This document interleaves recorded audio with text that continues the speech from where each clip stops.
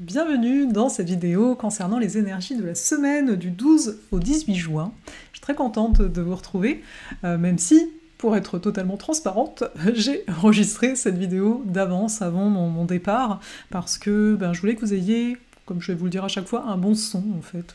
Ça paraît de rien, mais comme je prends pas le micro, voilà. Donc voilà, il y aura bien d'autres occasions de se voir en direct, notamment, je vais vous dire ça à la fin, j'ai une petite surprise pour ceux qui s'intéressent à l'astro à la fin, bref. Donc, cette semaine, nous avons plusieurs choses qui se passent dans le ciel, même si, par rapport à d'autres semaines, ça reste tranquille. Alors, le 15 juin, on rentre dans le vif du sujet direct, donc le 15 juin, on a Mercure qui sera carré à Saturne. Donc ici, en date du 15 juin, on a un Mercure qui est en Gémeaux, et un Saturne qui est en Poisson. Alors il se passe quoi? On a d'un côté un Saturne Poisson depuis le mois de mars, qui nous travaille bien sur apporter de l'ordre dans le chaos environnant. Je ne sais pas si vous avez remarqué, mais je trouve que c'est pas mal. Donc, depuis plusieurs mois, là maintenant, plusieurs semaines, je trouve que c'est comme si on avait la possibilité de rebâtir notre vie. C'est-à-dire de faire un petit bilan. S'il y a des choses que vous avez déjà faites par le passé, par exemple, voilà, par le passé, vous avez fait des études, et là, vous vous apprêtez à reprendre les études, eh bien, c'est quand même se poser la question, est-ce que je reprends de la même façon qu'avant? Il y a un peu, enfin personnellement, je l'ai ressenti à certains niveaux, c'est un peu le côté, est-ce que tu vas continuer comme avant? Et bien sûr, il y a les histoires de cycles, dans le sens qu'on a 30 ans, c'est pas comme qu'on a 40, comme on a 50, etc. Mais je trouve que ce Saturne Poisson, vu que c'est une énergie Poisson, il y a vraiment cette possibilité de dire tu peux diriger ta barque comme tu le souhaites en fait. Et oui, au début, ça prend pas mal d'énergie, on n'est pas habitué à ça, on a l'impression que tout ce qu'on connaissait a volé en éclats, mais si on prend le temps de revenir à nous, de soigner ce qui a soigné aussi, ça peut vraiment donner, on va dire, donner forme, donner quelque chose qui va vraiment nous porter. Et Mercure, il est donc en Gémeaux. Mercure Gémeaux, vous le savez, il est chez lui, mais c'est donc j'ai envie de communiquer, j'ai envie de picorer en termes de connaissances, j'ai envie de voir des gens, puis après j'ai envie d'autre chose, et puis j'ai envie d'expérimenter aussi, enfin j'ai envie, voilà. Et le fonctionnement de pensée, il va être assez rapide, on aura peut-être plus de difficultés à se concentrer, etc. Et là, il y a un carré, donc il y a une tension entre les deux, et pour moi c'est Saturne qui dit à Mercure, attends, ok t'as plein de connaissances, mais avant d'aller chercher autre chose, structure-moi ça. D'accord, t'as envie de parler à plein de gens, mais tu ne te rends pas compte que trop d'informations tue l'information. Prends le temps de structurer ta pensée, prends le temps d'écrire, par exemple, prends le temps de te concentrer. Alors, comment on vit chacun des aspects, ça dépend toujours de qu'est-ce qu'il y a dans notre carte du ciel initialement. Donc si j'ai déjà un contact dans ma carte Mercure-Saturne, eh bien, on va dire que c'est une énergie qui m'est habituelle, peu importe l'aspect, mais donc ces aspects-là vont être d'autant plus pertinents, d'une certaine mesure, parce que ça te permet, si tu as ça dans ta carte, de retoucher à cette énergie que tu as en natal. Par contre, quand c'est qu'on n'a pas du tout d'aspect Mercure-Saturne, ou Mercure-Capricorne, Saturne-Gémeaux, etc., ça peut être une période où, ok, c'est une nouvelle énergie, je m'y attendais pas, bon, on s'entend, c'est quand même rapide comme aspect, mais peut-être que donc l'impact pourrait être plus important. C'est juste ça. Le 17 juin, Saturne devient rétrograde, comme à son habitude à chaque année. Et là, il va se passer quoi? Je pense que vous connaissez un petit peu à force, mais donc Saturne rétrograde, c'est toujours ce moment où, là déjà je disais, Saturne Poisson, on doit créer nos repères parce que ce qu'on connaissait n'est plus forcément là, mais là c'est vraiment, je me tourne à l'intérieur de moi et je revois ma structure. Donc je revois ma structure par rapport peut-être au lien de dépendance. Quand je dis lien de dépendance, c'est pas qu'avec les gens, ça peut être les addictions, par exemple pour certains, de dire à quoi en fait je suis addict. Et même si t'as pas l'impression d'avoir une addiction, pose-toi la question.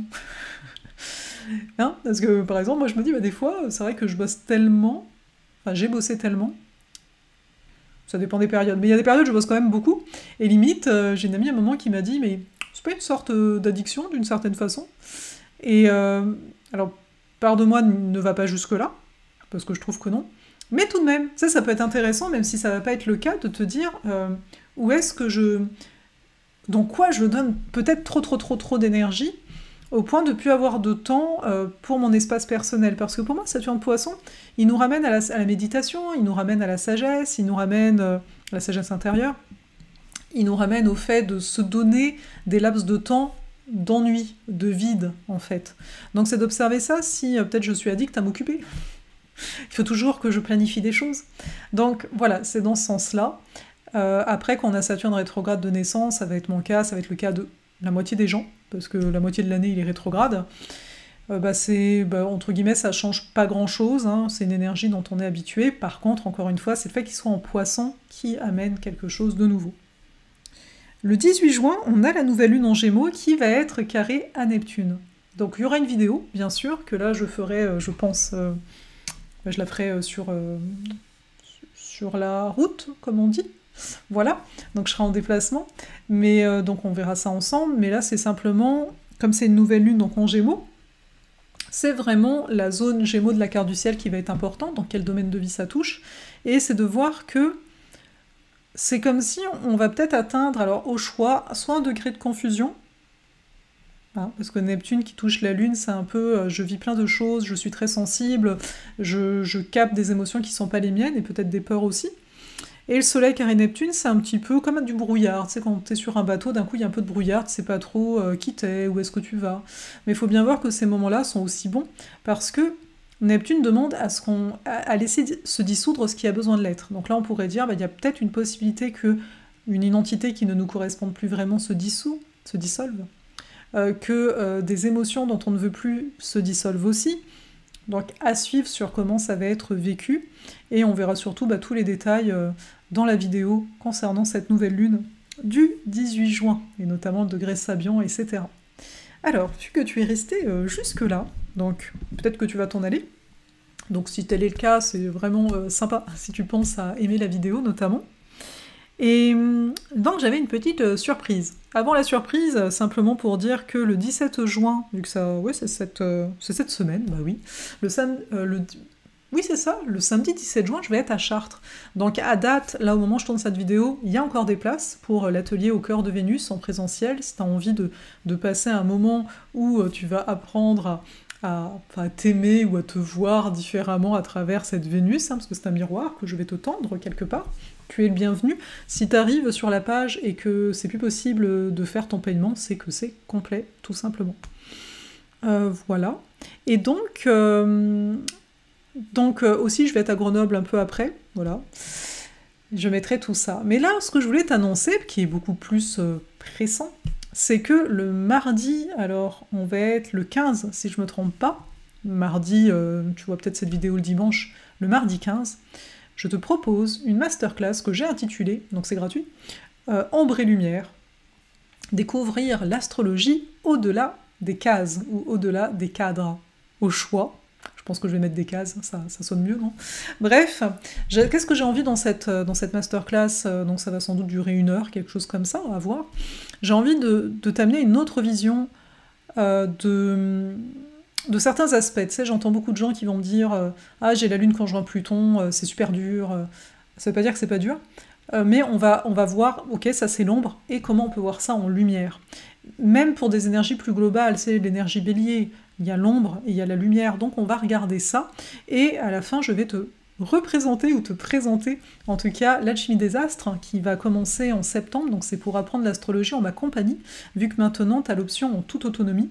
Donc là, tu poses des questions, je réponds à tes questions, mais il n'y a pas de pratique, etc. Et il y a immersion, où là on a vraiment des rencontres, et ce qu'on va faire lors de cette masterclass, c'est pas mal ce qu'on va faire lors de nos rencontres en petits groupes, en petits comités, vu que là le nombre est limité. Donc j'espère t'y voir, je vais te mettre le lien. Il y aura un replay, alors avec une date d'expiration sans aucun doute, mais il y aura un replay. Et voilà, ça va être tout. Et d'ailleurs, si tu t'inscris, etc., j'aurai aussi une surprise pour toi, au cas où tu t'inscrirais à la formation. Voilà, cela est dit, je vais te laisser, je te souhaite une excellente semaine, et je te dis à tout bientôt.